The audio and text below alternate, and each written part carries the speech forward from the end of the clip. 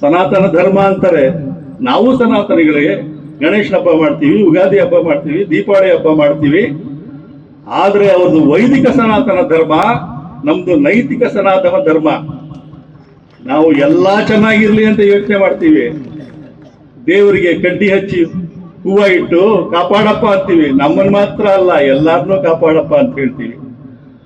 ಆದ್ರೆ ಅವರು ನಮ್ಮನ್ ಮಾತ್ರ ಕಾಪಾಡಪ್ಪ ಅಂತೀರಿ. ವೈದಿಕ ಸನಾತನಿಗಳು ಅವರು ಇವತ್ತು ಮತ್ತೆ ಅವರು ಬಲಾಢ್ಯರಾಗಬೇಕು ಅಂತ ಪ್ರಯತ್ನ ಪಡ್ತಾ ಇದ್ದಾರೆ. ಸಂವಿಧಾನವನ್ನು ಬದಲಾವಣೆ ಮಾಡ್ತೀನಿ ಅಂತಿದ್ದಾರೆ. ನಮ್ಮ ಸ್ವಾತಂತ್ರ್ಯವನ್ನು ಹರಣ ಮಾಡಕ್ ಹೊರಟಿದ್ದಾರೆ. ಇಂಥ ಸಮಯದಲ್ಲಿ ನಾವು ಬರೀ ಮೆರವಣಿಗೆ ಮಾಡಿಕೊಂಡು, ಫ್ಲೆಕ್ಸ್ಗಳು ಮಾಡಿಕೊಂಡು, ಸನ್ಮಾನ ಮಾಡಿಕೊಂಡು ಇರಬಾರ್ದು. ಎಚ್ಚೆತ್ಕೋಬೇಕಾಗಿದೆ. ಬಹಳ ಗಂಭೀರವಾಗಿ ಪ್ರಯತ್ನಗಳನ್ನ ಮಾಡ್ತಾ ಇದ್ದಾರೆ. 2029 ಚುನಾವಣೆಯಲ್ಲಿ ಅವರು ಬಹುಮತ ಪಡ್ಕೊಂಡು ಸಂವಿಧಾನವನ್ನು ಬದಲಾವಣೆ ಮಾಡಬೇಕು ಅಂತ ಹೊರಟಿದ್ದಾರೆ.